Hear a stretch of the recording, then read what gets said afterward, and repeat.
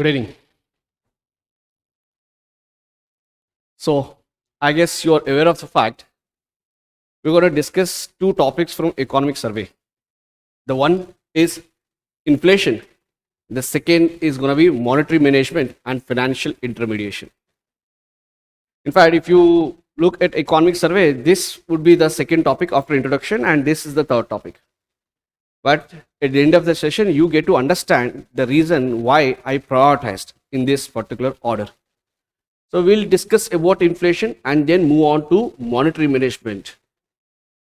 Because you know the fact, this is also part of your DNS session. So that being the reason, I just want to update the current affairs along with whatever has been part of economic survey. Okay. So as such, you know the fact, economic survey, what does economic survey do consist of? It's simply a state of the economy report. So whatever happened in the financial year 23-24 with respect to these two aspects, one regarding inflation and the other is related to the monetary management and financial intermediation. So what happened in this financial year is what would be presented and what is presented in the economic survey. So for those people who are regular in reading newspaper, in fact, you don't find something new in economic survey, because whatever you might be reading or whatever you have come across in the entire year is what is being presented in the economic survey.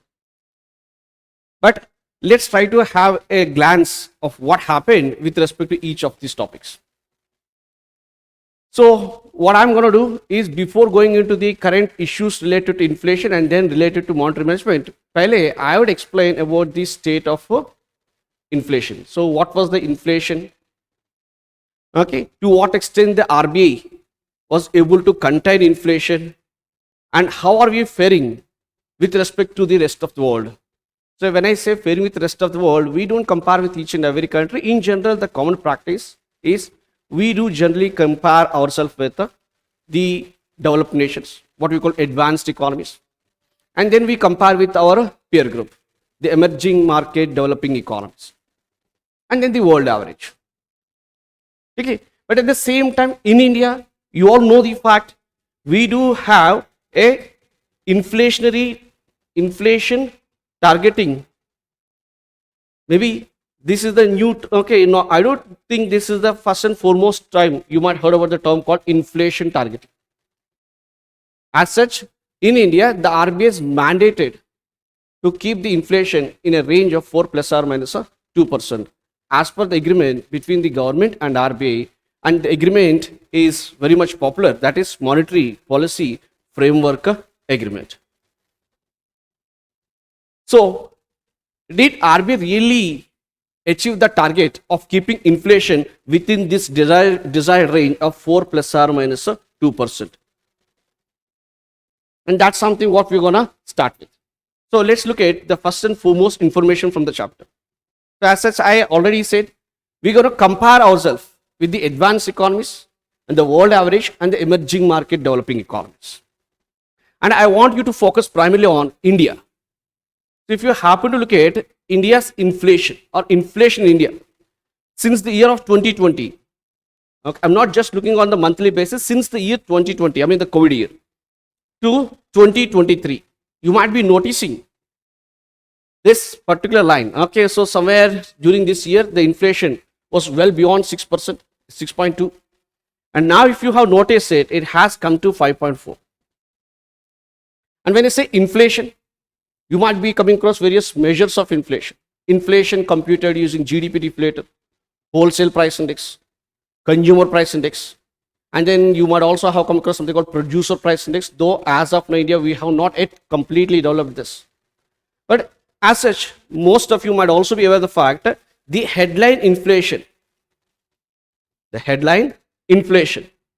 as of now, the RBI is mandated target is based upon the consumer price index inflation, base inflation, that is CPI combined. Because we in India measure consumer price index both for urban and rural. But when I say the headline inflation, it's mostly the CPI combined. And this is basically the CPI inflation that I am just focusing on. And if you happen to notice, it's way below the advanced economies and then the emerging market developing economies too. In fact, we've been faring much better than compared to our peer group and then the advanced economies. So it does mean you could end up concluding the fact the RBI was successful in keeping inflation within the desired range. So you might think, then what's the point? There's hardly anything to discuss about inflation. But most of you, whoever is following newspaper in the recent past might have come up with a debate, especially within the economic survey. There is a comment by the economic advisor about the inflation targeting. So should the RBI target the headline inflation or the core inflation? So this is what, this is the topic that's been in news since the time, the economic advisor of India himself happens to come up with this opinion. Should RBI target an inflation based on headline inflation, the overall inflation computed using consumer price index, or only the core inflation? So for those of you who are not aware of the difference between headline and core inflation, I would let you know in a couple of minutes, but let me also present you the other side of the story. So this is about the inflation in India since 2020 to 23. And if you look at the recent, and again, the same information has been presented a different way. It is comparing with some of the advanced economies like USA, France, and then you have Germany, UK. If you look at these nations, target an inflation of ideally a rate of 2%. But their inflation on an average is way above the target. But if you notice, India, we target an inflation of 4 and plus or minus 2%. Does mean, as I said, we have a flexible inflation targeting mechanism. And that happens to be ideally 2 to 6%. And if you notice, our inflation on an average in the year of 23-24 happens to be well within the targeted range. That's around 5.4%. So it does mean, though good nation happens to deviate from the target, but still we are successful in keeping the inflation within control. And then coming to the headline, core and food inflation. So let's start with the difference. How would you differentiate the headline inflation, core and food inflation? As such, as I said, the headline inflation is basically the overall inflation that's measured using consumer price index. And when I say it's a consumer price index, this index tracks the change in price of a certain basket of goods and services too. And that basket do consist of manufactured goods, food articles, and also services. So if you exclude mostly the volatile sectors, food and fuel, the rest is what we call core inflation. And by that logic, I hope you could be able to appreciate what could be food inflation correspond. So this particular part, food, or CFPI, Consumer Food Price Index. So this index only tracks the change in price of those goods that are part of this basket. And when I say this part of basket, it's only the food articles. So the overall inflation measured using CPI is what we call headline inflation, excluding the volatile commodities, especially food and fuel, is what we call core inflation. And then if you are targeting inflation, or if you are looking at the change in price of only the food basket, we call this as a food inflation, or CFPI stands for Consumer Food Price Index. And I want you to focus on this right hand side. If you happen to notice, the food inflation in the month of June 24 is around 9.4. The rate at which the prices of food grains are rising, that's part of the consumer price index, or increasing, is around 9.4%. And whereas the core inflation, excluding the volatile commodities, you notice the inflation is well below the target of 4%. It's already 3.1%. But if you just look at the overall headline inflation, it's around 5.1%.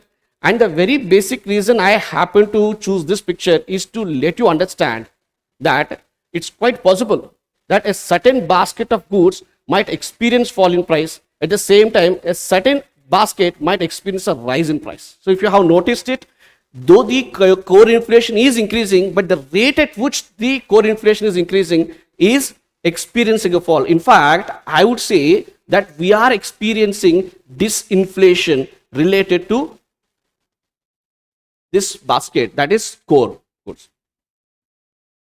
I mean, the inflation rate is coming down with respect to this particular basket. The core inflation is experiencing a fall. But whereas if you have noticed it, the food price index is increasing. In fact, you could conclude that what is primarily driving the consumer price index in India, or what is primarily driving inflation in India, is mostly the rising prices of this food basket. So in a way, you could end up concluding the fact we are experiencing a phenomena where a certain basket of these commodities are experiencing a very steep rise. At the same time as the rest of the basket also experience a rise, but not on par with the food grains. And that's where most of you might also have come across this term called skewflation. So if you're aware of it, just simply brush up what basically is a skewflation. Maybe students of statistics might have heard of this, something called skewness, kurtosis. But I'm not going to that part of it. But what I'm just saying, the reason why I call this phenomenon skewflation is whatever the inflation that we've been experiencing is primarily driven by this particular basket, that is the food grains. Got it? So the reason why, and in fact, this itself is the reason why we have this debate. Should RBI target the headline inflation or core inflation? So why did this debate happens to be in the recent past? Why? What's the reason behind this debate? What's the basis for this debate? And why now? That's something we would be focusing much more, because in the entire chapter of inflation, other than this particular phenomena, I mean, what exactly happened in the year of 23-24, there's hardly any information that you need to by heart. But before going ahead with that particular discussion, let me also make it clear with the reason why India experiences inflation. So we'll come back to this part, but let's start with what primarily causes inflation in India. As you know the fact, inflation, how do you define the term inflation? Is a phenomena of rise in prices of goods and services. It's a phenomenon of rising prices of goods and services. So price of goods and services in the economy is rising. But as such, you know the fact, we don't care about rise in price of every commodity that's produced or traded in India. How many of you are really worried about change in price of Rolls Royce, Mercedes-Benz? No. What basically bothers us is the change in price of those basket of goods that we largely consume. So we are most concerned about the change in price of food grains. We are most concerned about change in price of fuel.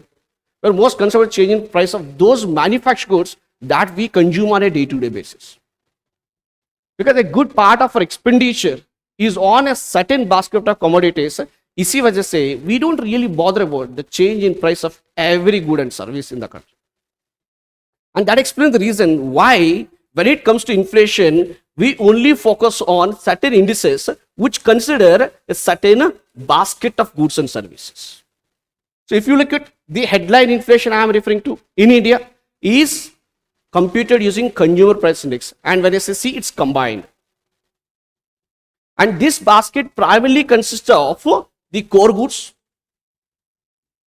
or in fact, the CPI consists of basket of goods and services from 6 different categories, and I don't want to list it now. The reason I am assuming that you might already be aware. This is something you might have already learned in your foundation lectures. But along with these goods, the other constituents mostly, in fact, around 45% of weightage on an average is given to food articles. And when it comes to consumer price index rural, the weightage to food articles is more than 47%. So the one thing I just want to emphasize is the food articles as part of consumer price index has been given a very high weightage, and that is around 44%.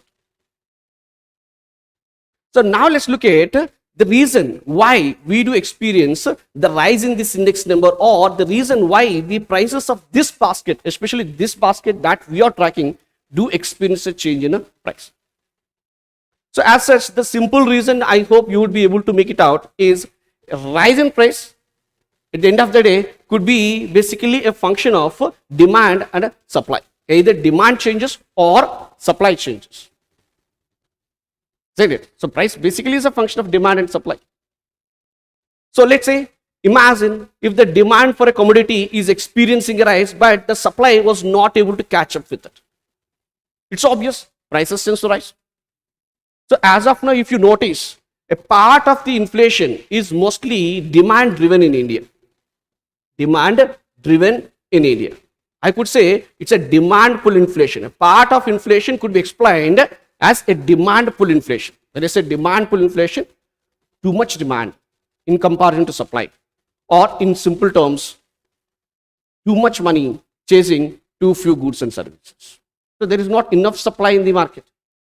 But then you might be asking, how would you be able to conclude a part of inflation is demand driven? And that something is obvious if you look at the growth story of India. Isn't it? So if you happen to notice, this year the provisional estimates for 23-24, the growth rate of India is 8.2%.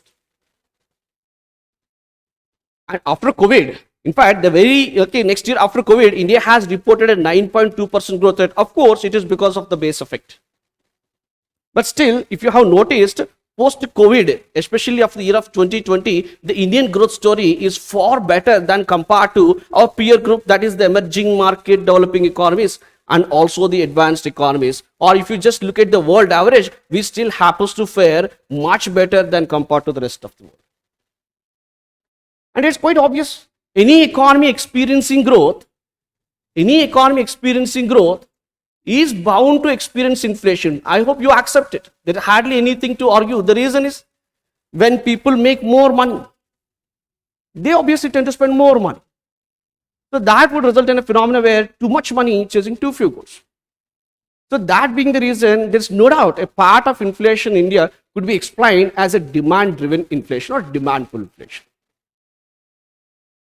But is every product, the reason behind rise in prices of all these products that's part of this basket is purely because of demand driven? You cannot say. The reason, let's take the case of this basket, that is especially the food grains. A majority of economists do accept and do explain that the increase in prices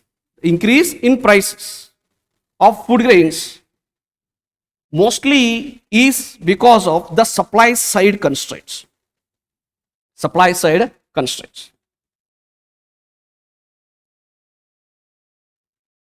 So when I say supply side constraints, maybe you might be aware of the fact in the year of 23, we have experienced El Nino. And I'm assuming that you might be aware of this fact. What's El Nino?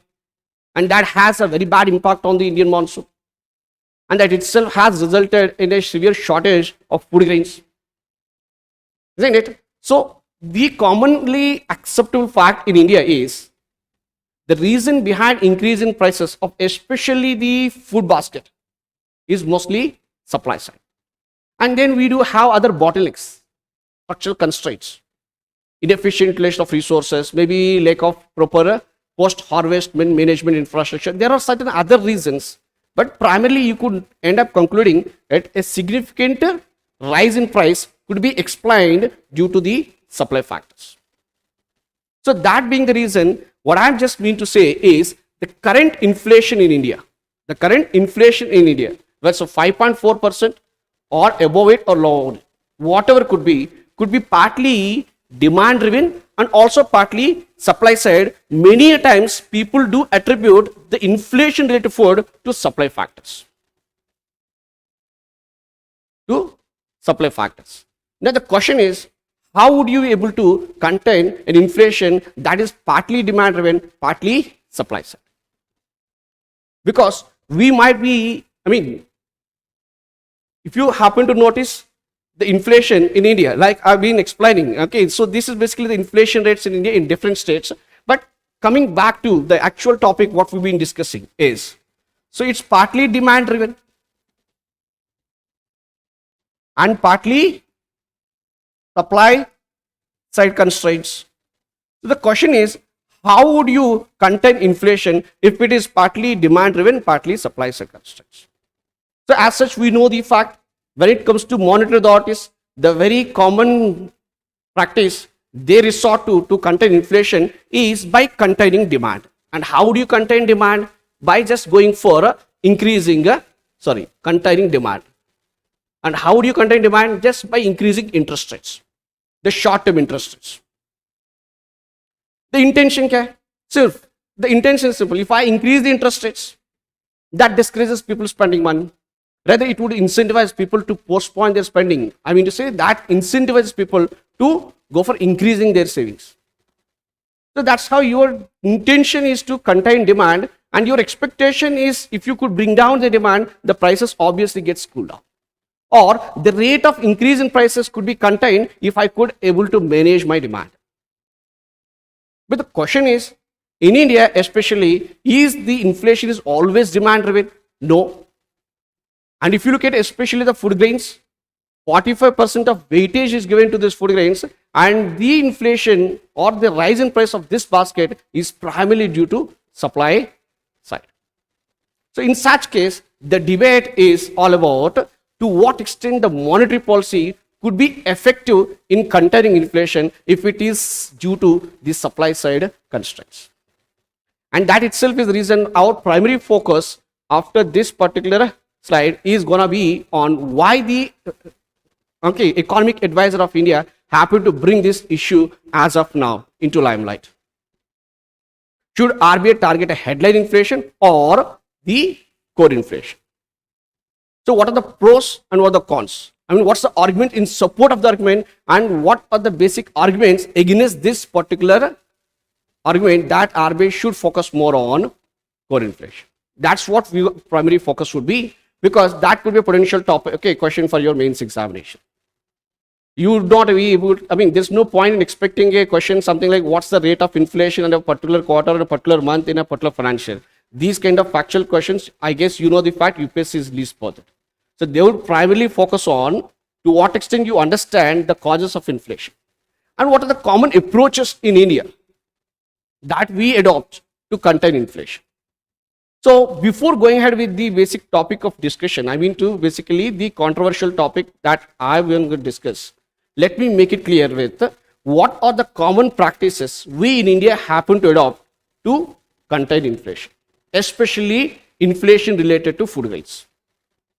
So let's look at what's the common strategies that we in India happen to adopt to contain inflation. So before going ahead with the discussion on questions, I want you to focus on the common practices we in India happen to adopt to contain inflation.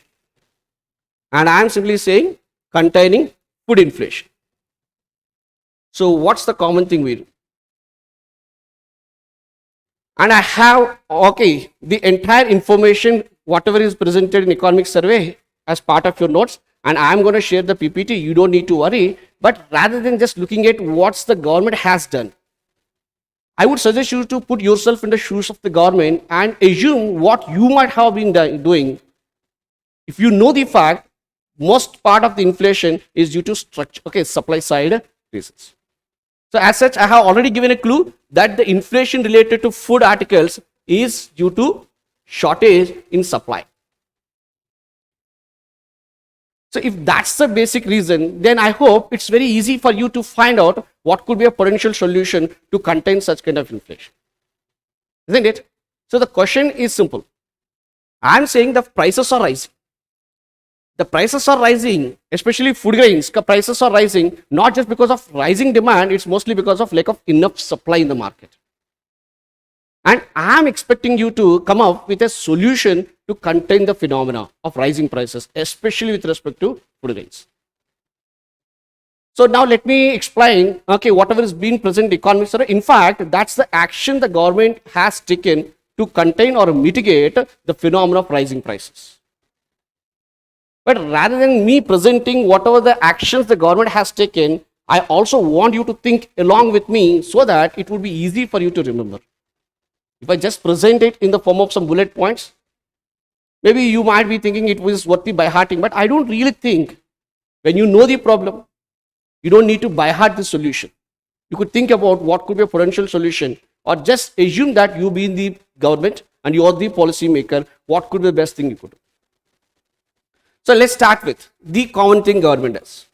So first and foremost thing is, when there is a shortage, the solution lies in increasing the supply. That's it.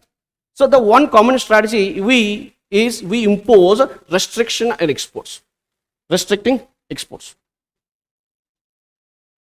Am I right? So the simple solution is restrict exports.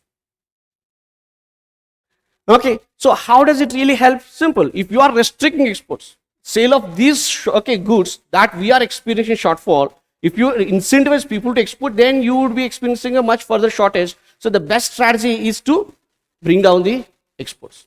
Discourage Indian traders selling these commodities outside Indian markets, so that there could be a relatively good amount of supply within Indian market. So that being the reason, one common strategy we adopt is by simply discouraging exports. That's a common strategy we happen to adopt. When it comes to inflation, that's mostly due to supply constraint. And what could be the other common thing you do? By the same logic, if you are discouraging exports, on the other hand, you need to go for incentivizing imports. Am I right? Make imports easy. So remove all those restrictions that might have been imposed to restrict imports. Just remove it so that there could be a relatively good amount of increase in supply of these food grains within Indian markets. So also I want to give you an examples with respect to what government has done with respect to all of these things, but I am just letting you understand what could be a common strategy that you could adopt. And the third common strategy that you could do is impose restrictions on stock limits. Because at times of shortage, maybe there could be some people who thinks of creating an artificial shortage by hoarding it, thereby they could simply go for manipulating prices and then boost the prices, then they could make money by selling these goods at an exorbitant prices. So that's a very common reason. The other common strategy we in India happen to adopt is by imposing limit on the stock holding. That's the third common practice.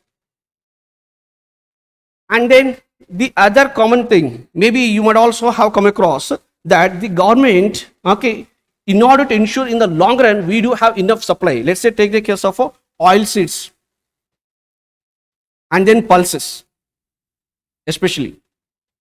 So you might be aware of the fact that when it comes to pulses and again oil seeds, around 50% of our consumption requirement is met through imports. Iska matlab hai, the problem related to this basket is not just because of only a shortfall in supply during certain seasons, it's mostly because of not enough cultivation in India.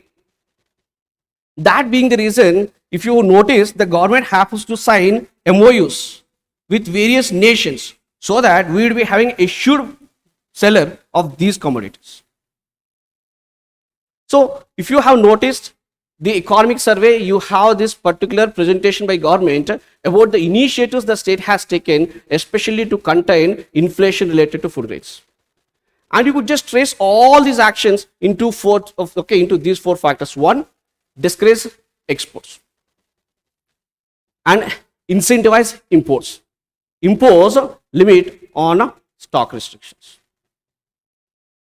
Alright, and at the same time, in the long run, in order to mitigate this sustained problem, we also happen to have various missions. One good example is National Mission on improving the production of oilseeds, especially oil palm. Right? So these are the solutions that we have to bring in to contain the problem of food inflation. Got it? So before going ahead with why the RBI governor, the economic advisor happens to insist or bring in the topic of containing or targeting core inflation rather than headline inflation. So let's just look at some of the previous questions. So a rise in general level of prices may be caused by. The question is all about what might result in increase in the prices in India. So if you notice, the first question is an increase in money supply. The second is an increase in aggregate level of output, sorry, a decrease in aggregate level of output. The third is an increase in effective demand. The question is all about what primarily results in increase in prices or what drives prices in India. Okay, so first and foremost, if you look at the first option, an increase in money supply. So when you increase the money supply, you know the fact when there is an abundant supply of money in the market, the cost of capital would be lower. I mean the interest rates become so lower. And when the interest rates are lower, obviously that incentivizes people to borrow and spend. Maybe it could be for consumption purpose or maybe for the investment purpose. So that obviously boosts in demand, and that could be the reason the first statement could be a reason for driving price. The second is a decrease in aggregate level of output. It simply just means fall in supply. Even that could rise the prices because there is no enough goods and services in the market. And the third one happens to be an increase in effective demand, the overall demand. Isn't it? In fact, that's what we already have seen. Not only in India, across the world, this is going to be the common phenomena. When you experience any of these things, you obviously experience a rise in price of goods and services. Isn't it? So now let's look at the second question. In fact, I already used a term called base effect, not in the context of inflation. I happen to use the term called base effect to explain that the reason why the year after COVID, India has reported such a tremendous growth of 9.2%. And I said it is because the base effect, because the year of COVID, we reported a contraction and the growth rate of India is around negative 5.8%. But the year next to it, the growth rate was 9.2%. Of course, the next year we have not sustained the same, but if you look at the current, the last financial year, as per the provisional estimates, the growth rate was around 8.2%. And the question is all about what is the base effect, and in this case, I am just asking about what's the base effect in the context of inflation. So many times you might have come across a rapid increase in rate of inflation is sometimes attributed to base effect, and what is the base effect?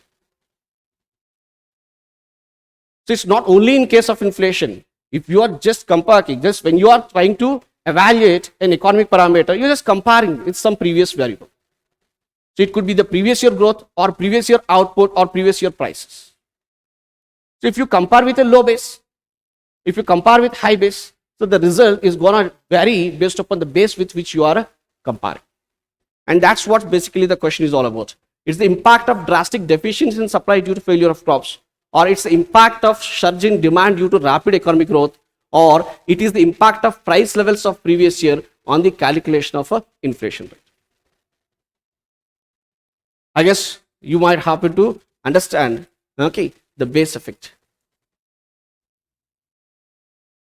Okay, so now, as I promised, let me just go through the initiatives the government has taken in the last financial year to contain inflation, especially the food inflation.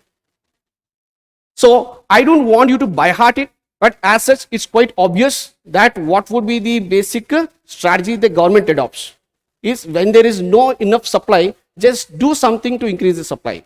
And we already have seen what could be the common solution. And that's what's been presented. Okay, so just keep that in mind. Since May 22, monetary policy broadly focused on absorbing excess liquidity in the system by increasing policy repo rate by 250 basis points from 4% in May 2022 to 6.5% in February 23. Okay, and I want you to remember this fact. The reason we are going to bring this back into our discussion to discuss about the current debate related to what should be the ideal inflation RBI has to target. And what are the first statement says? The RBI since May, okay, somewhere around May 2022 has gone for an unscheduled, in fact, in the month of May 22, the RBI has gone for an unscheduled policy review. The reason why I say it's an unscheduled policy review is As such, you know the fact, the monetary policy review in India takes place once in every 2 months. Once in every 2 months. And the May 2022 review is an unscheduled review. Why? Because the review has taken, the MPC has reviewed the policy in the month of April 2022. And for your surprise, the inflation since the month of February 2022 is already above 6%. The inflation since the month of February 2022, the inflation is already above 6%. But the RBI happened to keep the interest rates in the economy at around 4%. When I say interest rate, I am referring to the policy rate, that is the repo rate, the short-term repo. So we maintained a status quo of 4% since the time of COVID. 2020, the RBI has brought down the repo rate to near to 4% just to go for incentivizing the market so that they could borrow, spend, and that would help in revival of the economy. Right? So in the name of stimulating the economy, the RBI has brought down the repo rate to 4% in the year of 2020. And in fact, the reason why the Indian economy was able to bounce back in a very short span of time post-COVID is, in fact, the monetary stimulus by RBI. In what form? By bringing down the short-term lending rate of interest. Someone asked, what is repo rate? It's basically a short-term lending rate of interest, or the rate at which RBI lends money to the banks for overnight. So there is a short-term repo, and I hope you know there is a term repo and a long-term repo. And I don't really think that, I could spend some time explaining this. Maybe once I start the monetary management, maybe we have enough time to discuss it. But let's now stick to inflation. But to make things clear with the, someone asked me what's repo rate. Repo rate is basically a overnight lending rate. When banks need cash to meet their short-term requirements, they approach their lender of last resort, that's none other than RBI. And the rate at which RBI lends money to these banks against a certain collateral, mostly the government securities, is what we call a repo rate. And this repo rate is what I am calling as the policy rate. Because every other rate, the reverse repo rate, marginal standing facility rate, standing deposit facility rate. So if you just look at any other rate that you would be coming across as part of monetary policy instrument, they're all anchored to the repo rate. And that being the reason, we do call the repo rate as simply the policy rate. And you know the fact, in India, the practice is once in every 2 months. The Monetary Policy Committee, the Monetary Policy Committee consisting of these 6 members. 3 members happens to be from RBI, which obviously includes the governor of RBI, and 3 outsiders appointed by government. These 6 members, once in every 2 months, are supposed to meet at the headquarters of RBI, and they just need to look at the state of economy. And based upon the state of economy, primarily looking at the inflation prevailing in the economy, they do happen to review the monetary policy.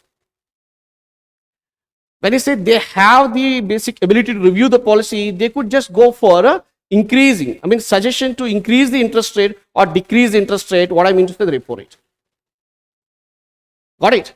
But what I'm saying is, in the year of COVID 2020, the RBI, in order to stimulate the economy, happens to bring down the repo rate to 4%. And at the same time, I guess most of you are also being aware of the fact the finance minister, Madam Nirmala Sitharaman, also has come with a stimulus package. And I guess you might heard about this Atmanirbhar Bharat package. Atmanirbhar Bharat package. And that sums up around 20 lakh crore worth of package. So in fact, there is a simultaneous action of both the central banker and the government of India. Monetary stimulus and fiscal stimulus. Got it? And itself, and a calibrated approach by the government during the period of COVID itself has resulted India to bounce back. And remember, I said it's 9.2%. So the reason why we have experienced such a swift recovery, in fact, I would say V-shaped recovery, is the timely intervention of both the central banker and the RBI government. And since until May 2022, the interest rate by the RBI happens to be kept at 4%. The repo rate in India has been kept at 4%. But what so happened somewhere in the month of May 22? the RBI, I mean the Monetary Policy Committee happens to meet and they happen to go for increasing the repo rate by 40 basis points and the CRR by 50 basis points. And that was what happened in May 2020. The repo rate has been increased by 40 basis points. The basis point is simply 1% of 1% or 1 by 1, okay, 1 by 10,000. You divide 1 into 100 parts, 1%, 1 per 100. You divide that simple case into 1% again into 100 parts, we call it a basis point. That's it. So in simple terms, I could say rather than 40 basis points, I could say it's a 0.4%. Or 50 basis points, I could say it's a 0.5%. So the CRR has been increased by 50 basis points and the repo rate has been increased by 40 basis points. And I am insisting that was an unscheduled policy review. Why?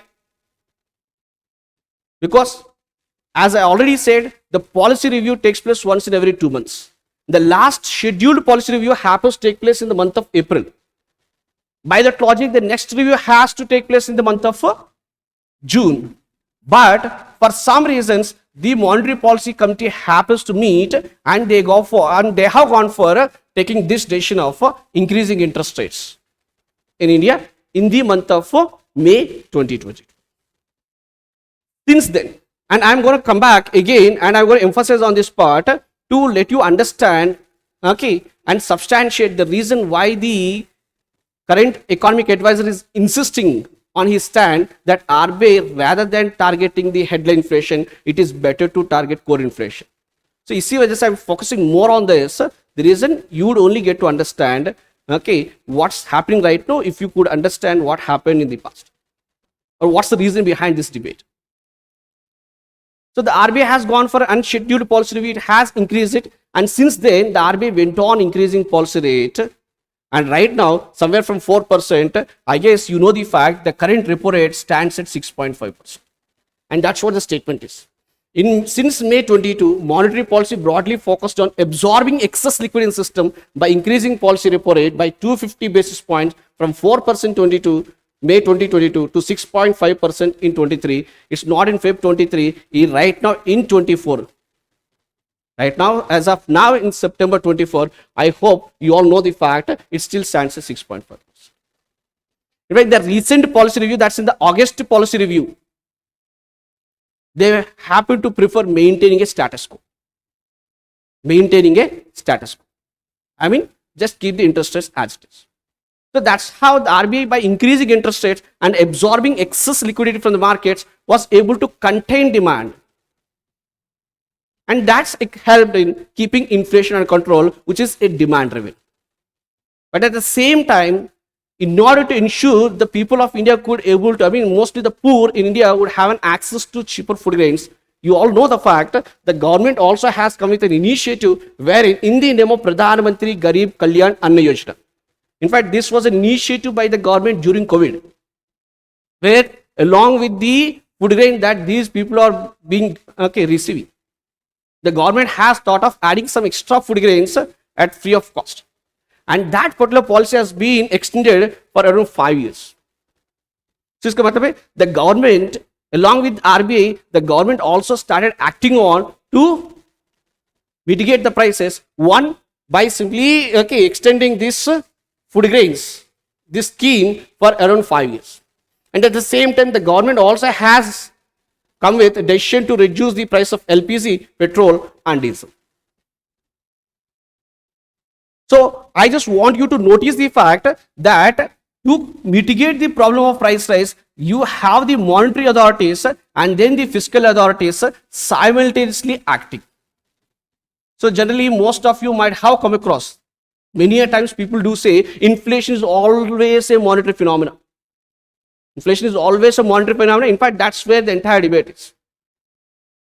But there is an argument against inflation is not necessarily always a monetary phenomenon. Just by simply altering supply of money, it's not practically possible to inflate and then deflate. One good example, let's take the case of Japan. For more than 1 decade, they have kept the interest rates, in fact, near zero and sometimes negative. In spite of keeping interest rates so low, maybe you are aware of the fact they are not successful in stoking inflation. They are not able to ensure the prices would just go up, just keeping interest rates near zero. So that's the basic debate we are going to look at. But now let's look at the other action. In India, the edible oil market heavily depends on imports. That's what I was just focusing, already emphasized in the recent slide. With more than 50% of total edible oil requirement being imported. So what might go bad if we happen to heavily depend on imports? It's simple. Not only that the market demand or the domestic demand would result in increasing prices, anything that happens outside India, any global event. Let's say, you know the fact that we import a good amount of palm oil from Malaysia. What if there is a political unrest in Malaysia? Or what if there is a crop loss in Malaysia? Or this year the harvest is really bad and they are not able to produce enough palm oil.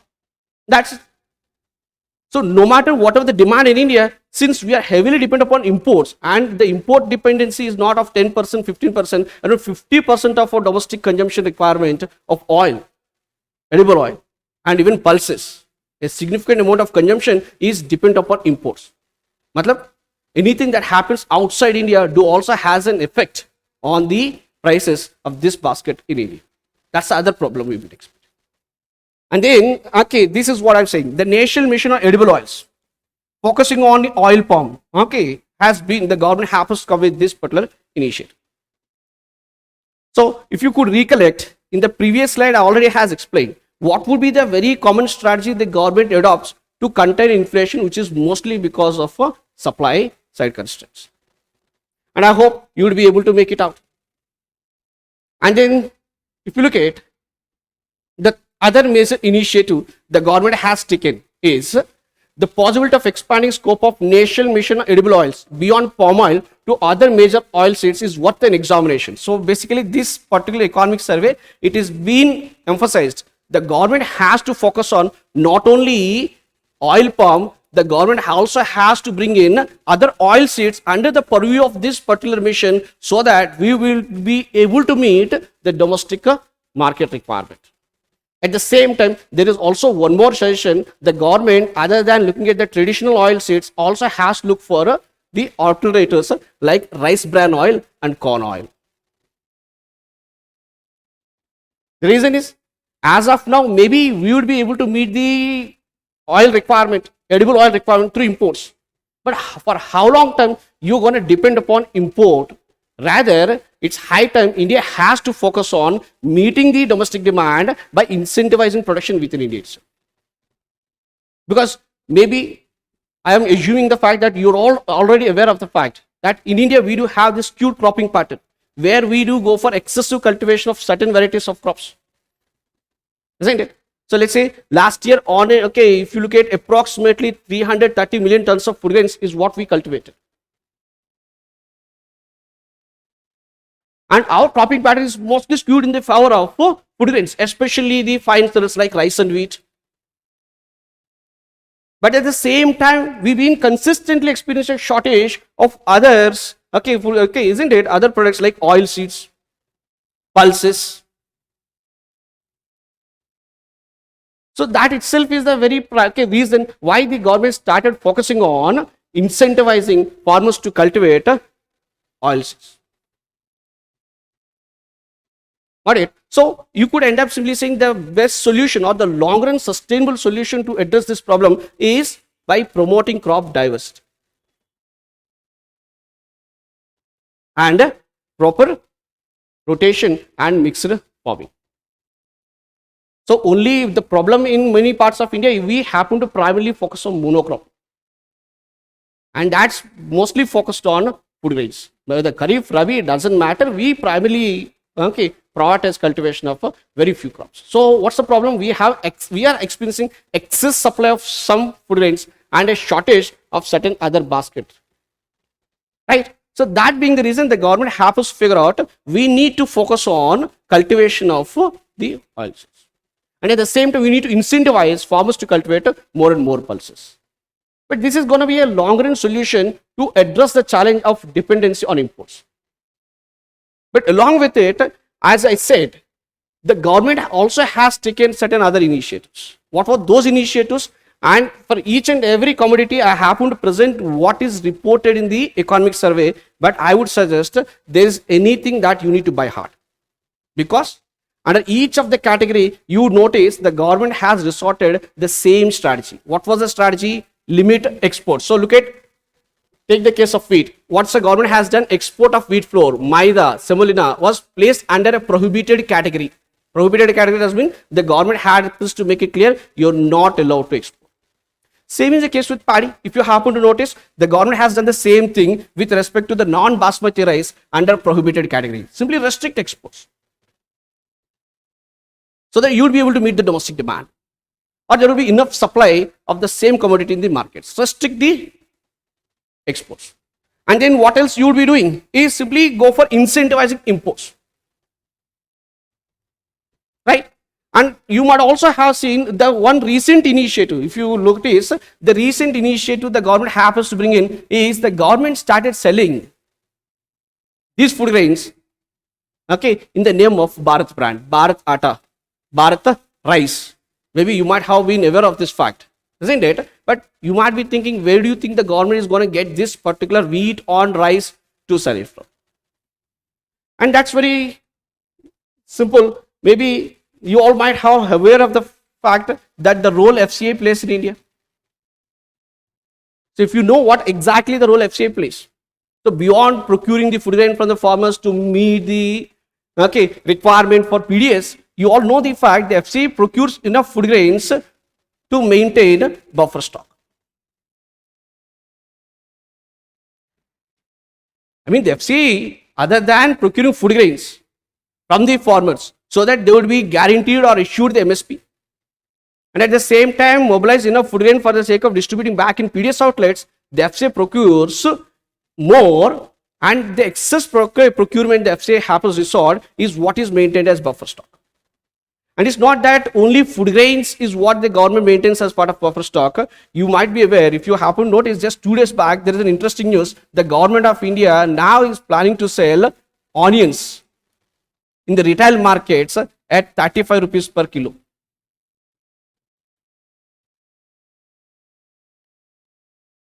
So, other than the common strategy of limiting exports, incentivizing imports, and restricting the stock limits, the common thing the government also does is whatever is being procured from the farmers, okay, which is part of its buffer stock, is what the government brings it back to the market to increase the supply. So let me give a simple logic. Let's take the case of onions. Right now, the price of onions right now in the market is increasing. And what was the announcement by government on Friday? It's simple. The government now happens to come up with an initiative where the government, through National Consumers Cooperative Market, Consumers Cooperative Federation and National Agriculture Cooperative Marketing Federation, the government now happens to come with an initiative wherein through these particular agencies, the government is planning to bring the onions to the retail market at 35 rupees per kilo. And the government also happens to make an announcement. As of now, it has around 4.7 lakh metric tons of onions, and you people doesn't need to worry about the rising prices.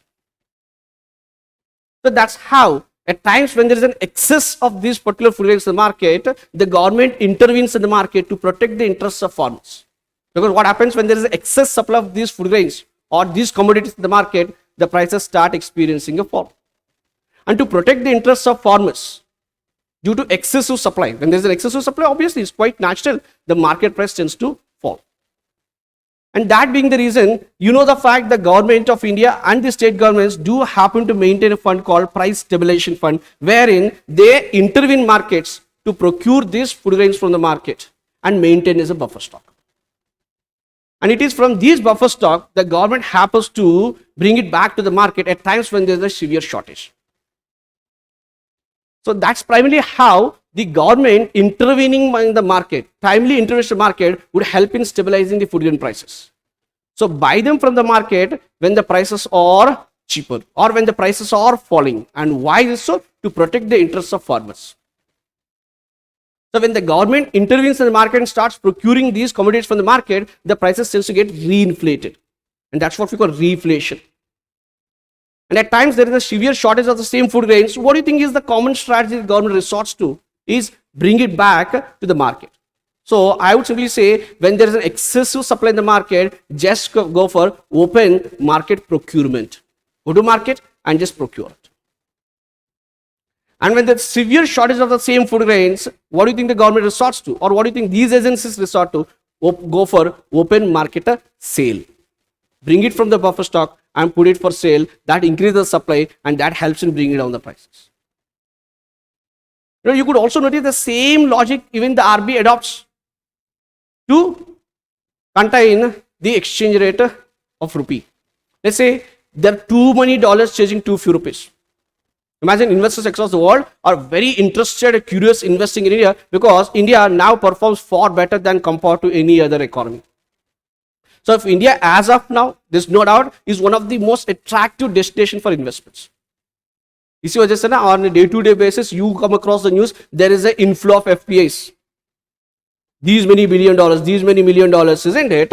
So the reason why a good number of foreign investors are interested in investing in Indian stocks, because you all know the fact India is reporting a decent growth, and you know that World Bank, IMF, okay, these agencies also predicted even the next year growth rate would be come around 7%, and until 2030 there's no doubt the average growth of India would be come around 6.5%.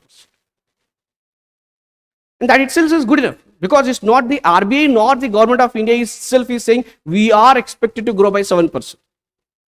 Then if someone asks me how are you performing, I would obviously try to overstate my performance. But here in this case, external agencies like IMF, World Bank, they themselves have been so confident. So what do you think would be the consequence of such kind of expectation? A good amount of foreign investors would be happy, interested, or happy pouring their money into Indian markets. In such case, what's the common thing happens? Too many dollars chasing too few rupees. So rupee appreciates.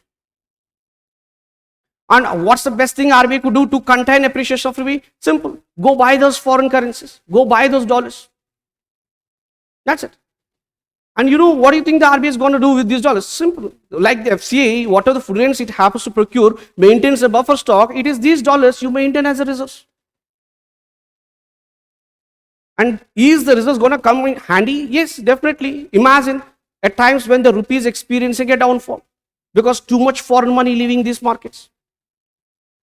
So when there is a capital inflow, rupee might appreciate. When there is a capital outflow from Indian markets, rupee might appreciate. Then how come your excessive forex reserves would come in handy? Simple. Bring those foreign currencies, place it for sale in the market. You're buying when there's too much of foreign currency in the market to contain rupee appreciation. You're selling the same foreign currency to contain rupee depreciation. It's simply buy and sell. At the end of the day, it's all about influencing demand and supply. And the same thing what the government is doing to mitigate the problem of food inflation. So through its agencies like the FCA, Food Corporation of India, because this is something you might be already aware of it. And then we do also have some interstate cooperative societies. NCCF, National Consumer Cooperative Federation, National Agriculture Cooperative Marketing Federation. It is through these agencies the government takes this business of procuring them, maintaining a buffer stock, and then simply reselling at times when the prices tend to increase. And it is from this buffer stock the government started selling the Bharat rice, Bharat atta, Bharat pulses. So in a way, you're just trying to adjust the demand and supply.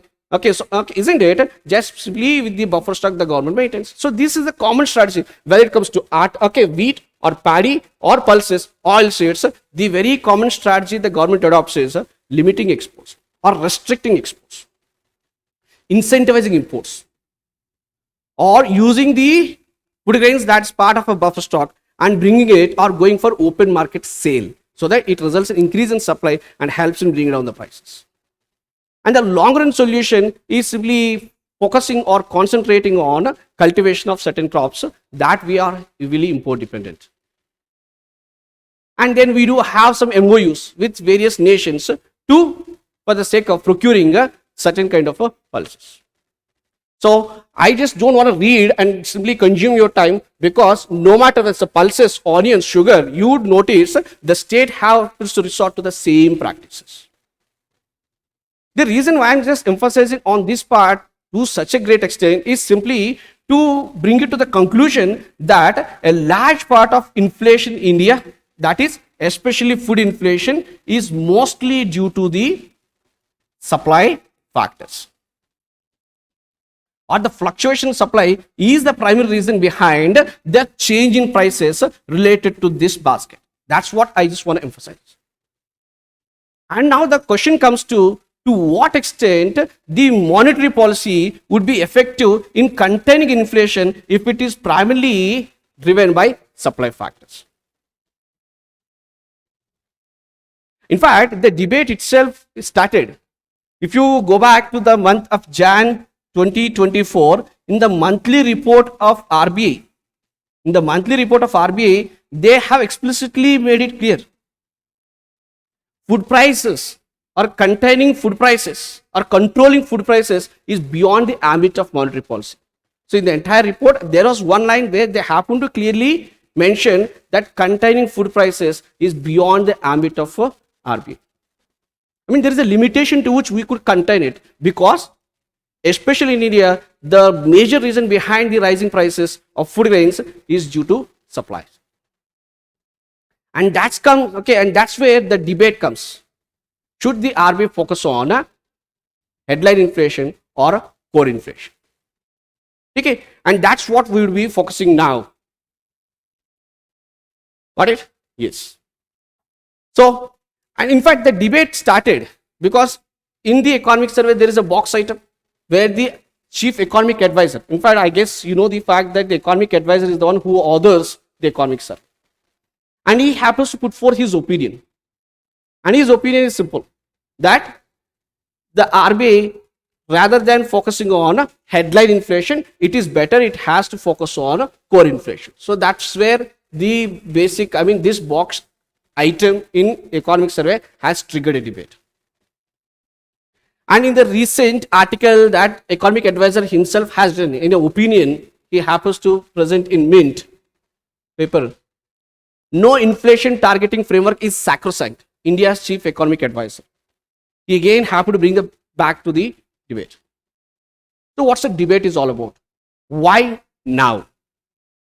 Okay, so now let's try to focus more on it, because I'm clear that you happen to already figure it out. The only thing that you need to look at is the inflation in India is under control.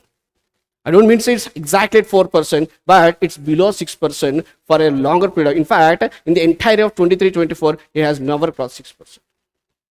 Though the food inflation is way beyond 6%, but the headline inflation remained below 6%. So it does mean the RBI has been successful in containing inflation, because as of now, you know, the RBI target is to focus on inflation.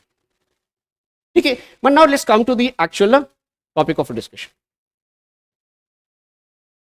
So why the debate is? To understand that, let me brush up some of your basics which you're already aware, but I just think it is gonna be making sense as part of this discussion. So if you look at in 2016, or since 2016, I guess somewhere around October 2016, as per the recommendations of Urjit Patel committee. So long back, we had a committee headed by the former governor of RBI, Mr. Urjit Patel, related to monetary policy. And one of the important recommendation of this gentleman is the RBI has to go for inflation targeting, or inflation targeting should be the primary focus of the monetary policy. So he suggested the monetary policy primary objective or focus has to be on targeting inflation. When I say targeting inflation, as of now, the inflation, we do have a flexible target that is around 4 plus or minus 2%. And that was the recommendation made by this gentleman. But what's the, okay, you might be thinking, why 4%? And who chooses this 4%? Ideally, it's the government of India in consultation with RBI chooses this range. So neither RBI nor the government alone, the government of India is the one who happens to set the target in consultation with RBI. And this recommendation is made by this gentleman, by none other than Mr. Ujjwal Patel, who happens to be the former governor of RBI. But why? Why this gentleman happens to come with this idea? Iska pehle, is that what RBI doing? Then what is RBI ka primary target before this particular recommendation has been implemented? So you know the fact, monetary policy, I could say broadly has three basic objectives. One, price stability. One is price stability. And the second is obvious, growth and employment. When you say growth and employment, to promote growth and employment. And when you say price stability, to ensure the prices would neither steeply rise nor steeply fall, as stability in prices. I mean, to contain both inflation and deflation.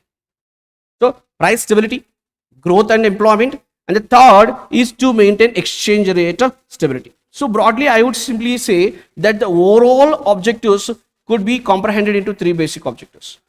Go for a price stability. Okay, promote growth and employment, and then ensure there will be an exchange rate stability. When I say exchange rate stability, I mean the value of rupee against a foreign currency. Let's say in this case a dollar. Let's assume that. But I don't mean only with respect to dollar, but ensure the value of rupee against a foreign currency or a basket of foreign currencies happens to be stable. That's the idea.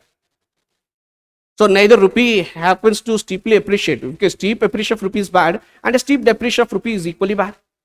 So ensure there would be stability in the exchange rates.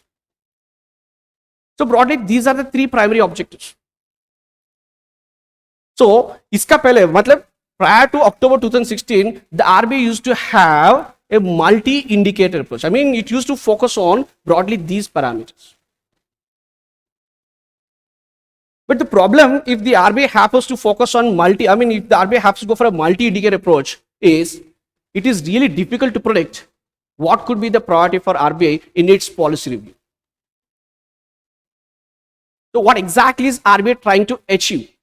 Is it trying to formulate its policy by targeting, isn't it, price stability? Or is it primarily focused on promoting growth and employment? Or is it trying to form its policy to maintain a stability in exchange rates? So what should be, what could be the perception of the RBI governor and his team? And what are they thinking? What are they trying to control? Is something it would be difficult for the markets to predict. Am I clear? Because they are just going for a multi-indicator approach. Imagine the interest rates, imagine the growth and employment is experiencing a fall. Let's imagine the economy experiencing a contraction, and we know the obvious solution is go for reducing interest rates. But at the same time, let's also assume that there is also rising prices. So what exactly RBI is trying to focus on? Is it going to focus more on growth or focus on price stability or exchange rate stability? So this is something would be difficult to predict if the RBI happen to go for a multi-indicator approach. In fact, if you notice, 2009 to 14 in India, we have experienced a double-digit inflation because both the central bank and the government have been easy. I mean, they happen to go for stimulating economy in the name of making India resilient and strong enough to withstand the financial crisis of United States. That originated in United States of America in 2008. So it is because of the easy policies or the stimulus packages administered both by the central bank and the government of India, we have experienced a double-digit inflation. I mean, a very high rate of inflation for around 4 to 5 years. Because that was the time the primary focus of both the central banker and the government is to help India revive and ensure that it would be able to withstand the global contraction or the global economic crisis. So our primary focus happens to be on boosting growth and employment, but that has resulted in a heavy rise in prices of goods and services. So that being the reason, this gentleman thought, rather than just going for a multi-dimensional approach, why not have a primary target, and he suggests the best thing to prefer out of all these things. He prioritized, okay, targeting inflation would give you a better dividend or better results, targeting inflation. At the same time, he means targeting inflation by keeping in mind growth and employment. That means, when you just keep on increasing interest rates to contain demand, obviously that high interest rate discourages consumption spending, investment spending, and that would hurt the growth of the economy. I guess you might be aware of the fact. There is a trade-off. If you focus on containing inflation, you should be willing to sacrifice some of the growth. And you prefer more of growth, then obviously your growth would result in increasing prices. So there is always a trade-off attached. But he insists that the RBI has to primarily focus on an inflation, price stability, keeping in mind the growth and employment. So that's the basic story behind why the Urjit Patel committee happens to suggest the government of India, why not make RBI responsible, or why not insist RBI to focus more on inflation as part of its monetary policy. Got it? So now the advantage is we know the fact, and it's very easy for you, me, and the markets to predict. What do you think could be the next policy review? In what dimension the policy review is going to be?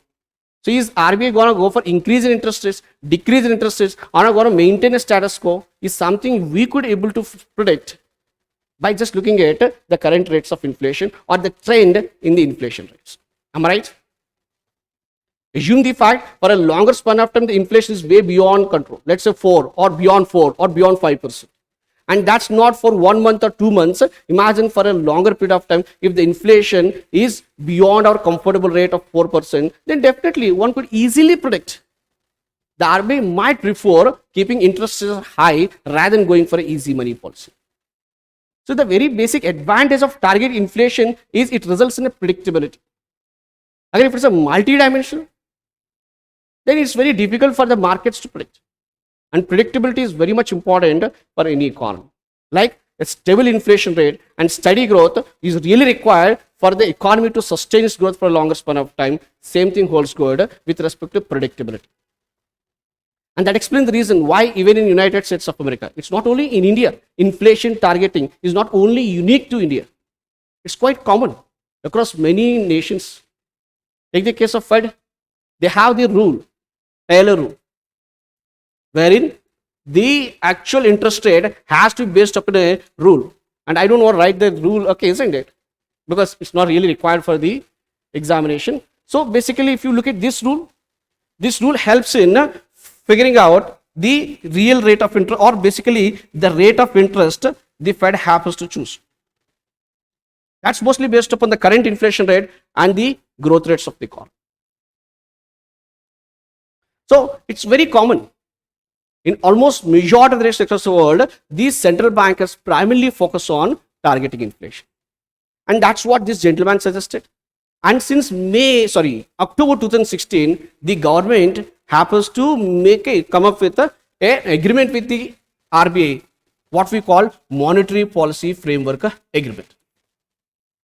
And as per the agreement, the RBI was mandated to target inflation. A flexible inflation target was given to RBI, that is 4 plus or minus 2%. Iska matlab, the government has explicitly asked RBI, when you review the policy, do keep in mind your primary objective is to keep inflation within this desired range. I don't want to see it would go below 2%, or at the same time do ensure it would not cross beyond 6%. Why minimum 2%? Why not 0%? Why didn't the RBI ask government asked RBI, why not, from 0 to 6%? What's the reason behind 2 to 6%? Can someone give me an answer? So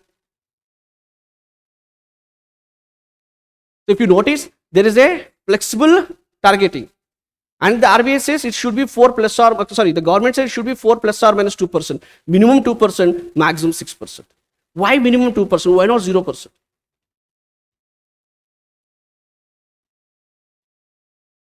Yes?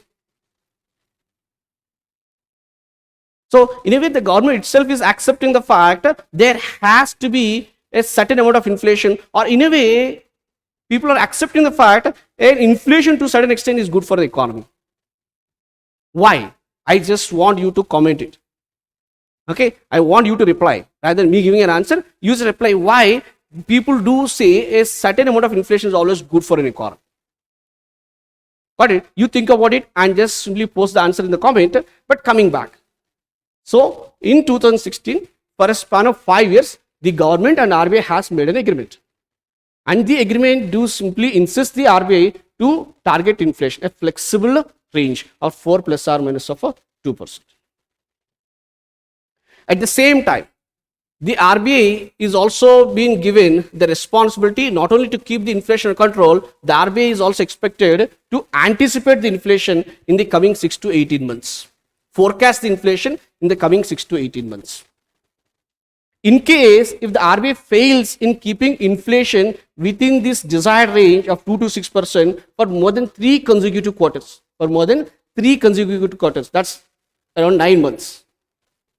So if RBI fails in reaching the target for 3 consecutive quarters, then the RBI is said to fail in containing the inflation. In such case, the RBI is made explicitly responsible, wherein the RBI has to give it in writing to the government of India what are the reasons behind it, and basically what steps have been taken, but still why is RBI not able to reach the desired target.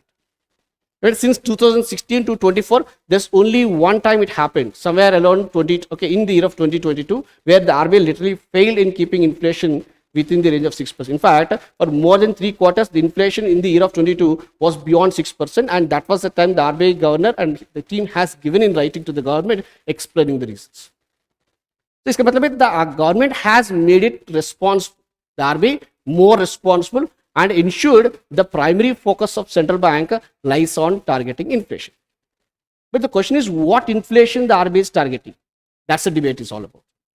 So the RBI as of now targeting headline inflation, as I've been saying since the beginning of the class, this headline inflation is the consumer price index based inflation or the retail inflation.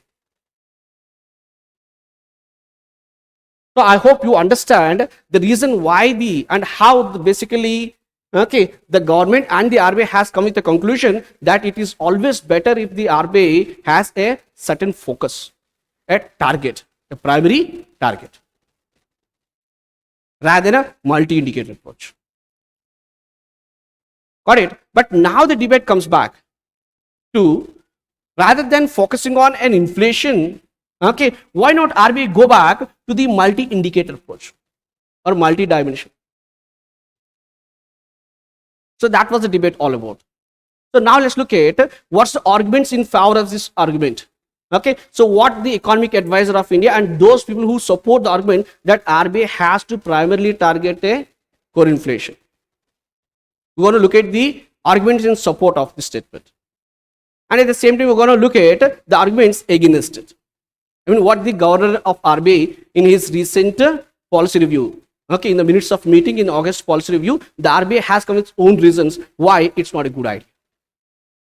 So that's what we will be primarily focusing on. Got it? So let's start with, what's basically the argument of those people who support the idea that the RBI has to primarily target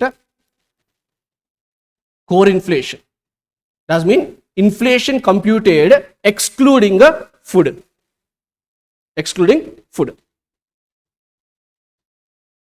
Got it? Why? So we're going to look at why he's saying so. And then I'll also explain what's the argument of those people who say that might not be a better idea. So let's start with what's the economic advisor, the chief economic advisor of India, Mr. Anant Nageshwaran himself has to say. The first and foremost, we already have seen, according to those people who support the argument, they say the inflation related to food in India is primarily because of supply side. This change in supply is the primary reason behind the volatility of prices related to food grains. And since approximately 45% of weightage is given to the food items in CPI, in CPI, the inflation, the headline inflation seems to be high, not just because the entire basket is experiencing a rise. In fact, it's mostly be driven by rise in food grains, which is due to majorly supply side constraint. And since it's because of supply side, these people argue the fiscal policy would be more effective, or the intervention of government, okay, would be more effective rather than increasing interest rates and containing demand. In fact, this is something obvious. We already have seen what's the government, okay, the reason why I happen to take so much time explaining what's the basic initiatives the government happened to take to contain the rise in price of food grains by limiting exports, increasing imports, isn't it? So mostly it's because of government intervention we'll be able to address this challenge. Got it? So that's the primary reason. But what's the people who oppose this? I mean, we'll look at the argument against it. So those people who believe that headline inflation should be a primary target rather than core inflation, these people say, "Arey bhai, dekho, maybe the increase in food grains prices could be due to supply side, and that's something we don't really, okay, I mean, we're not arguing against it. But the thing is that the increase in food prices or the increase in food grains or the food basket might have a second order impact, second order effect. Second order effect does mean the expectation that the prices might rise. Okay, so what I could also write as inflationary expectations. One is inflationary expectations and the other is the second order effect, or rather than second order effect, let me read it as a spillover effect. Spillover effect. So what they primarily says is the rising prices of food grains would have a spillover effect on those basket of goods that are not necessarily the food articles. Got it? So it does mean the increase in prices of this basket might over a period of time. I mean, if the prices of these particular food grains or food basket keeps on increasing, that would have a spillover effect on the prices of other goods part of the CPI basket.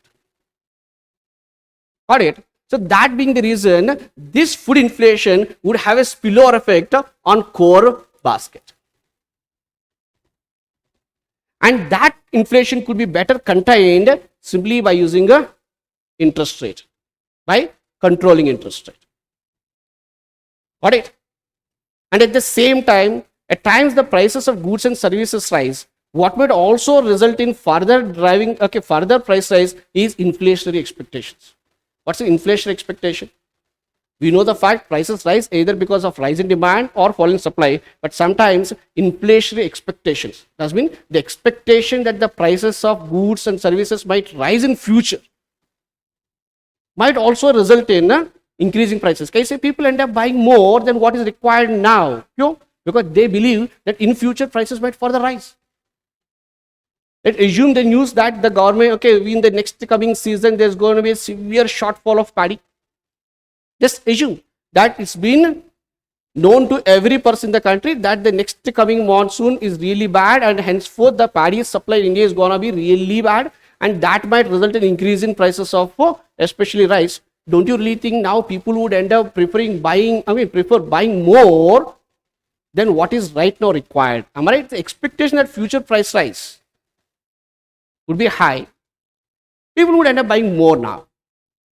And that is something you could be able to contain if you could discourage people spending more and more. That could be effective when I control using interest rate. So that's their argument. The argument is one, inflation expectations. That is something could be well contained by using monetary policy. And the other is spillover effect. The increasing price of food grains would have an impact on the rise in price of other basket, and that could also be contained by simply going for increasing interest rates. Got it? So that was the argument, by this. But then in such case, the further argument by the economic advisor in the recent article he has written is, if you really believe that food prices would have a spillover effect on the other basket?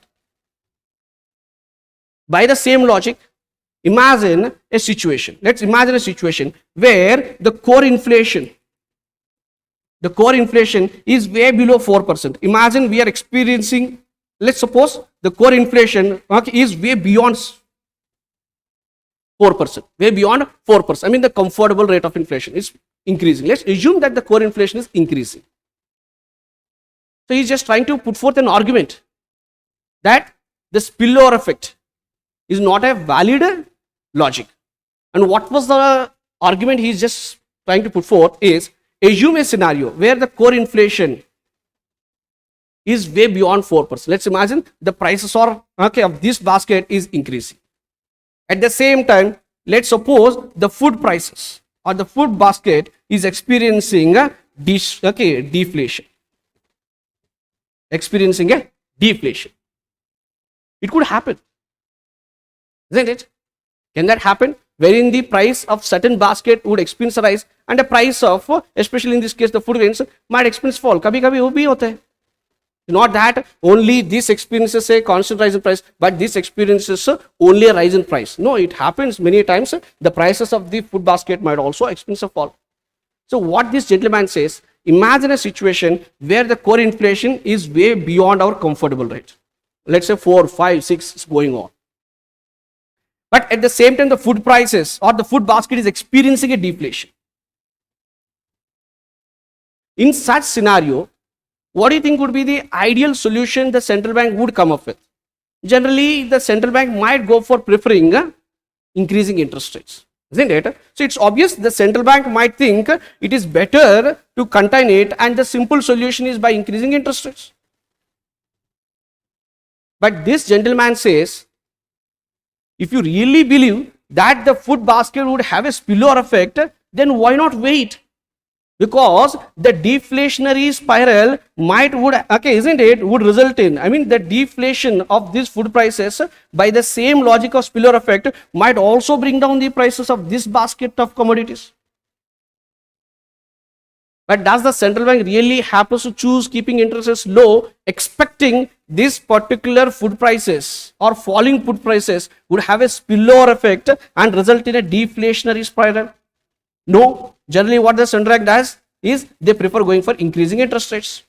So what this gentleman says is, if the core inflation is rising, at the same time the food inflation is falling, you always prefer keeping interest rates high to contain it. Then because you believe, your perception that this would not have a much more spillover effect. Isn't it? That's what you believe, and that's the basic reason. In spite of food inflation being low, you still prefer going for increasing interest rates because you believe that this deflationary spiral would not extend to this basket. But you look at the other way around. When the prices of this basket is low and the price of this basket is high, you still argue that this has a spillover effect, and again you still prefer going for increasing interest rates. So this gentleman simply trying to point out your argument should hold vice versa. So if you think this rise in price would have a spillover effect, the falling price should also have a spillover effect. If the rise in price of this basket results in driving the prices high with respect to this basket, by the same logic, falling prices should also bring down the prices. Then why not wait until this would have an effect? Then why hurry, go for increasing interest rates? I hope you're following. Right? So that's the second major argument. Now the other argument, let's go ahead with the other arguments in support and against. So the other argument in support, I am writing in support of RBI targeting core inflation, and this is in support. Okay, on the right hand side I am supporting in support of RBI targeting headline inflation.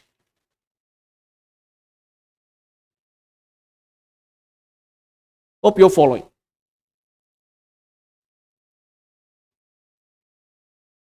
Got it? So, if you look at, let's look at the head, the one who argues. In fact, in the minutes of meeting, in the August policy review, the RBI governor and his team have explicitly mentioned there is no secondary thought as of now with RBI that as of now we're going to focus on headline inflation. And they also happen to convey the fact not only in India, it's not only in India we happen to target headline inflation. In fact, almost all major economies who are targeting inflation do primarily target only headline inflation. None of these major economies target core inflation. So you might be thinking just because the other nations do this, we should also do this. Not necessary. But if you happen to notice, there's a country that has experimented with this idea. That's Thailand. The Thailand Central Bank for a certain period of time happens to target core inflation rather than headline inflation, but it happens to do this only for 3 months and later they reverted back to it.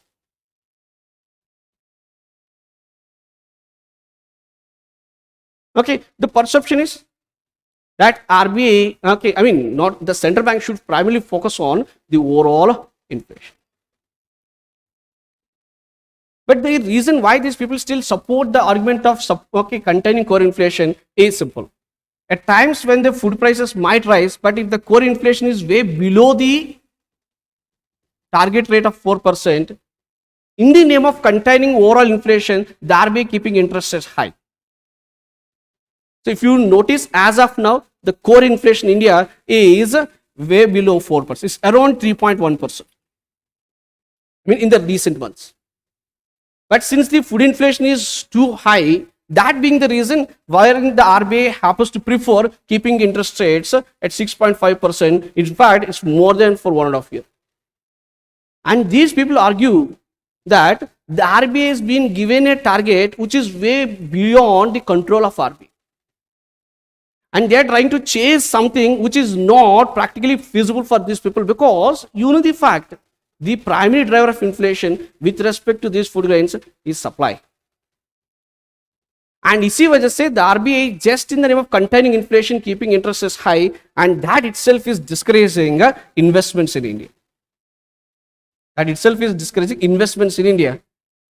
And if you notice, in the recent budget, the finance minister explicitly stated, in fact, it's also been in the proof is in the pudding, because in the interim budget, the fiscal deficit was being capped at 5.1%, and the full budget presented in June, she happens to bring it back to bring it down to 4.9%. So what you could read from these numbers is the government itself is explicitly stating that our borrowings, we would like to bring down our borrowings. Our total expenditure is what we would like to cut down. Of course, when you are reducing borrowings, that means in a way you are also trying to cut down your borrowing, expenses. And at the same time, we all know the fact, the primary reason behind what's primarily driving the Indian economic growth in the recent past is the heavy spending by the government. According to Niti Aayog, the impact of infrastructure spending, the impact of government spending most of infrastructure is the 3.2 times. That's basically the money multiplier is going to be 3.2 times. For every rupee spent, there will be 3.2 rupees of income gets generated. So the primary driver of Indian economic growth is the government spending, capex, especially the capital expenditure of the government.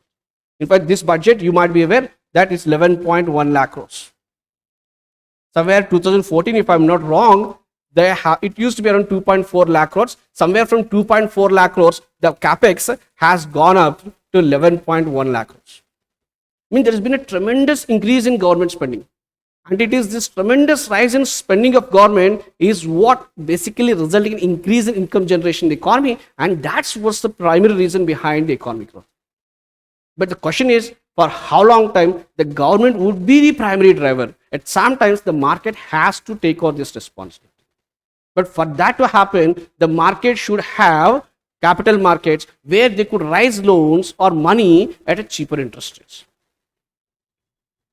Isn't it? In fact, it's clearly visible. The government itself is simply saying, "Arey bhai, dekho, I'm going to reduce my borrowings." In fact, you might think, how come government reducing borrowings would incentivize markets to borrow? Simple. Because at any given point of time, there would be a limited amount of money in the market to lend. Isn't it? So what market is willing to lend is limited.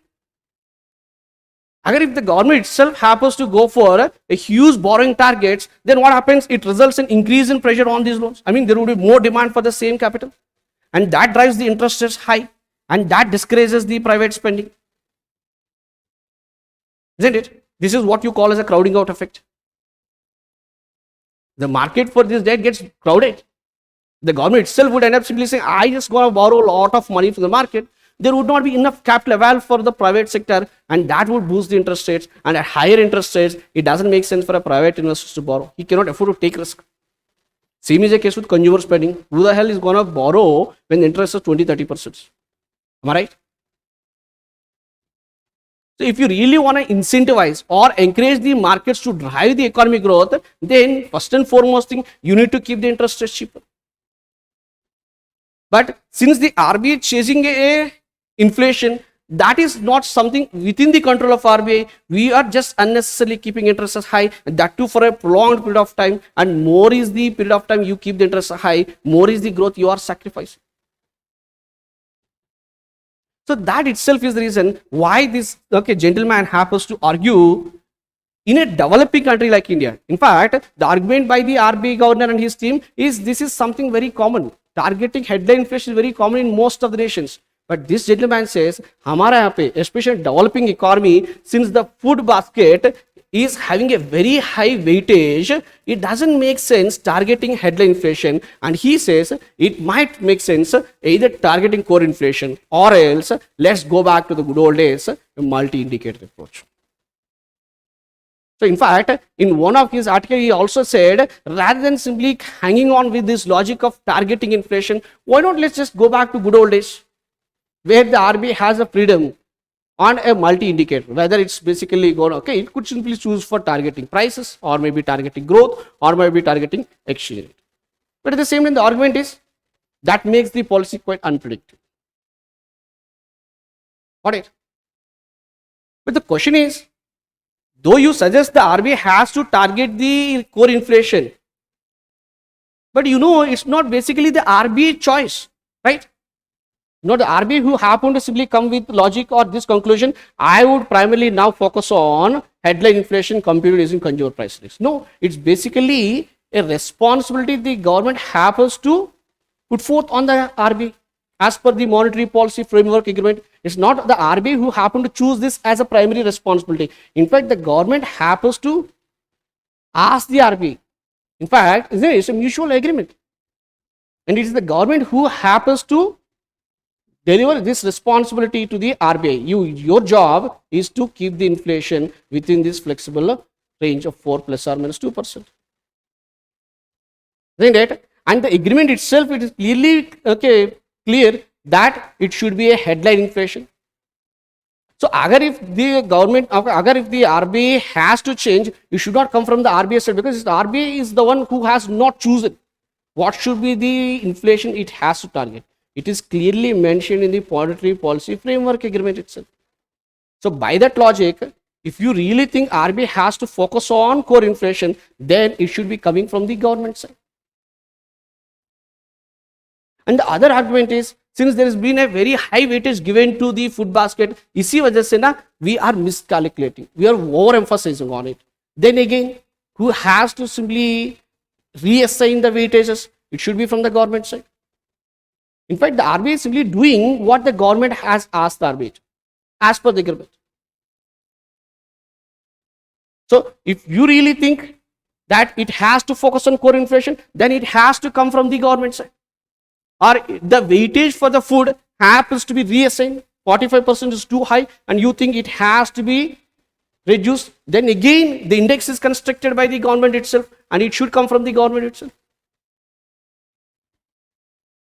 Isn't it? So that being the reason, as of now, still the topic is in debate, but okay, and I hope you know the fact, the next review of this policy, the monetary policy framework agreement, is somewhere going to be in the month of March in the year of 2025. So maybe the government might rethink, or maybe they might simply think going ahead with the current arrangement, because that's what happened. Initially in 2016, for 5 years, the RBI and government has made an agreement to target inflation within 4 plus or minus 2%. And the year of 2021, they extended the same agreement for around 5 years. isn't it? So is the government going to really make a change, or is it going to maintain a status quo? That is something only we could get to know in the next March 2025. So I guess you understood what's the primary reason or what's the debate behind this RBI targeting core inflation or headline inflation. Got it? Yes. So now, along with it, before going to the monetary management, let me also add something which is also a recommendation by this gentleman. So as part of the monetary committee headed by Urjit Patel, one of the other major recommendation is to review the policy by a 6-member committee. In fact, the idea of reviewing the monetary policy is also a brainchild or also one of the recommendation of the committee headed by none other than Urjit Patel. So as of now, if you notice, the monetary policy review is done by a 6-member committee. As I already said in the early discussion, the 3 members includes RBI governor, within the RBI, and 3 members happens to be the outsiders. So what do these people do? Ideally, they happen to meet once in every 2 months. And their basic responsibility is to look at the state of economy, and based on that, primarily targeting inflation, they need to tweak or make the necessary changes in the monetary policy. Got it? So if you notice, like I already suggested, that you should focus more, and the reason why I emphasized on the reason why May 2022 the RBI governor has gone for an unscheduled policy review. So let me just come back to that statement, why I happen to insist on this. Because as I said, April May review hoga, and the next review is scheduled in June. But as already said, since the month of February 2022, the inflation has already crossed 6%. By the logic, the RBI should act and should have increased the interest rates. But what happened is the interest rates still have been kept at 4%. Because they just don't want to disturb, because the economy is on the path of recovery, and they don't want to hamper the recovery of economy by simply going for increasing interest rates. That was the argument they haven't put forth. Even in after Feb, they had a review in April, but still they happen to keep this, maintain a status quo in spite of inflation beyond 6% for a longer span of time. But what happened? Suddenly in the month of May, they went for it. The question is why? Is it really because the inflation in India is experiencing a rise, and the governor of RBI and his team has really thought the inflation is the high inflation is going to pose a great threat to the economic growth? Is that the reason they happen to go for a unscheduled policy review, or is there any other reason? I still remember an article in Indian Express those days where I don't remember the author, but he happened to say, is RBI focusing on food or fed? Is the RBI monetary policy happens to focus food or fed? I hope you remember, you understand what I mean by fed. He is referring to the Federal Reserve.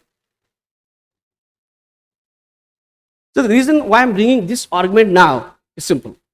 Look at the inflation since month of February is already high. Yet the RBI happens to prefer keeping inflation, repo rate at 4%. But why suddenly in the month of May? The RBI has not explicitly made it clear, but the assumption of the markets and a good number of economists is simple. Look at in the year of 2022, that is after the recovery from COVID, the world happens to experience one more challenge, that is the war between Russia and Ukraine. In fact, the primary reason behind a very high inflation rate, even in advanced economies, is primarily due to the supply constraints that is, the result of Russia-Ukraine war. Initially, people expected the war doesn't stretch for not more than 2 weeks, but it's been prolonged for a longer span of time. And as many of you are aware of the fact, both Russia and Ukraine, are very great large exporters of commodities. Not only oil and gas. Take the case of wheat and other mineral resources. Both these nations happens to be one of the large commodity exporters. And a good part of the world is heavily dependent upon the commodities exported by these nations Obviously, what happened? The cost of production of various goods and services happened to increase. At the same time, there is not enough supply in the market due to the war, prolonged war. The prices started experiencing a rise. In fact, the inflation in the advanced economies, let's take the case of US and UK, is the highest in the last 40 years. In fact, it almost touched to double digits, beyond 9%.